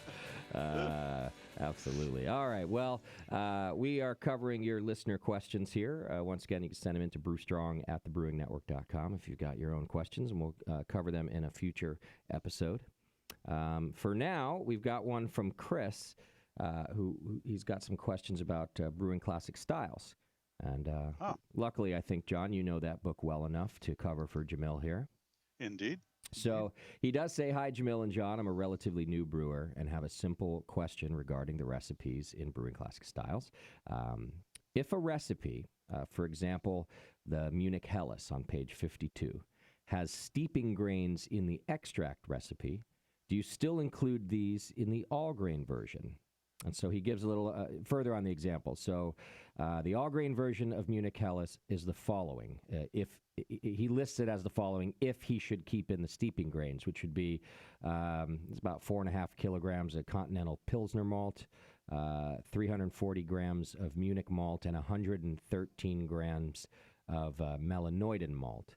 So I guess the question here is, is that steeping, that Melanoidin malt, included if he goes all grain? Yes, it is.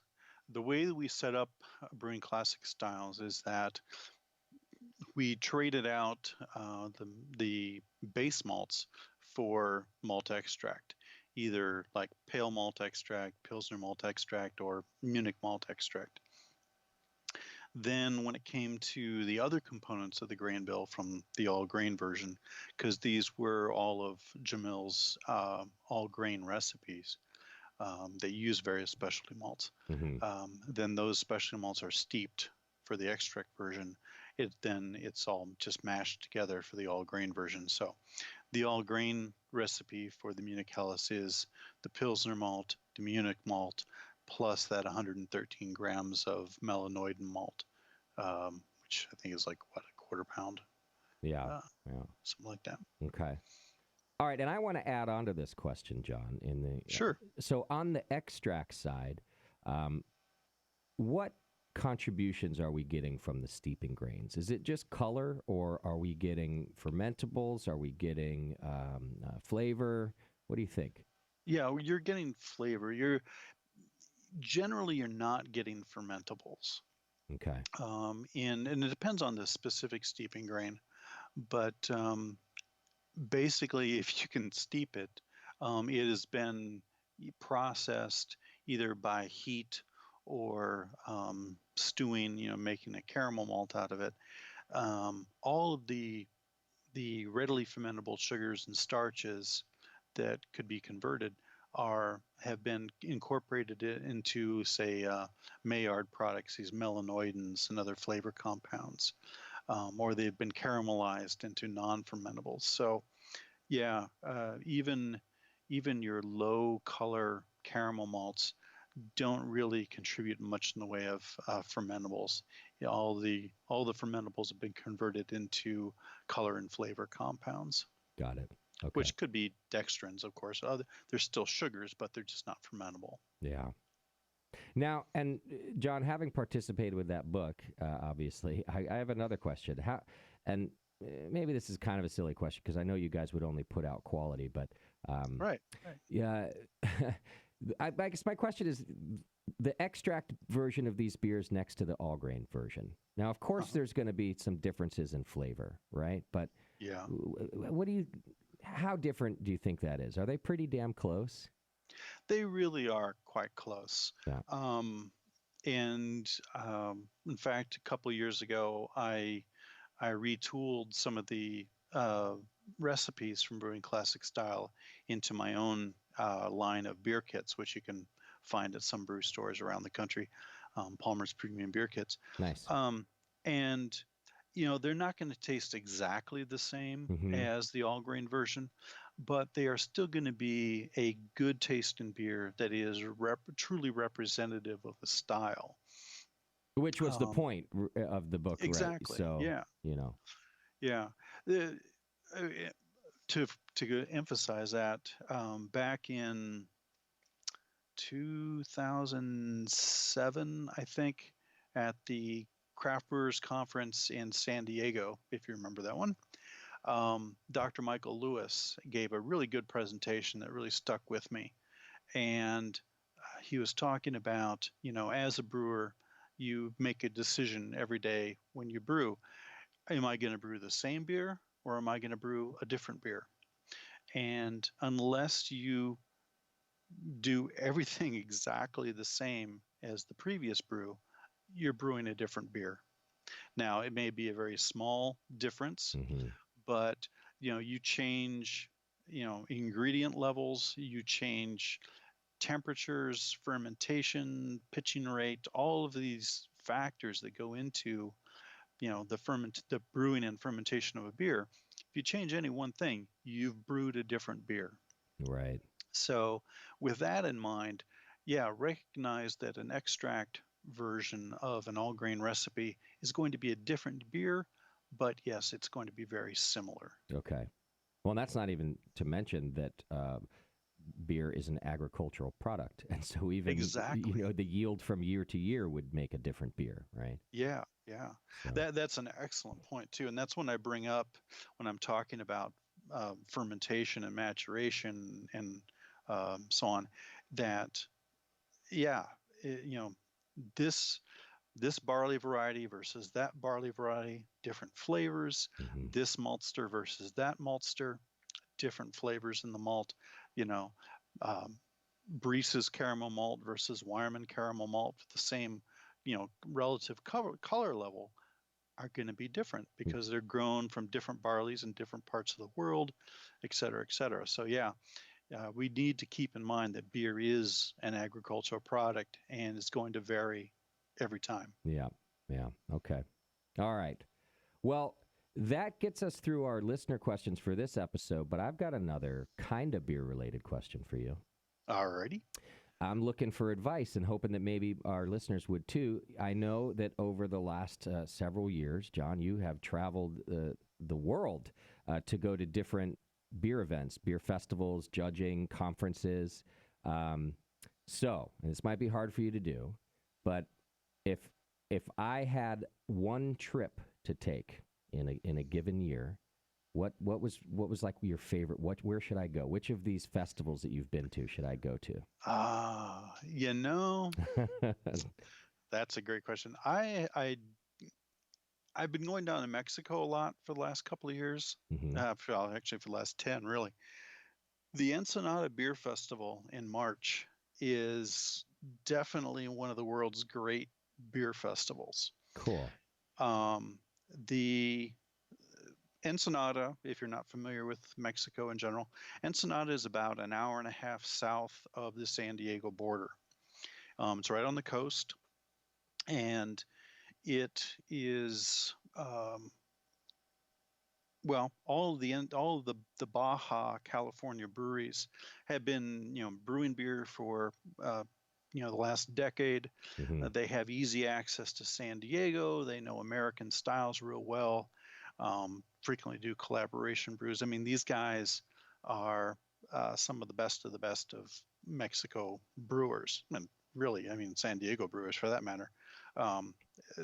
They're top notch. Then you have the added benefit of being Ensenada, which is the home of one of Mexico's culinary universities. Oh, nice. And so you have incredible food being taught there in town. Mm-hmm. It's a seaside town. They have great seafood. They have the Ensenada Beer Festival every year in March, around the third week.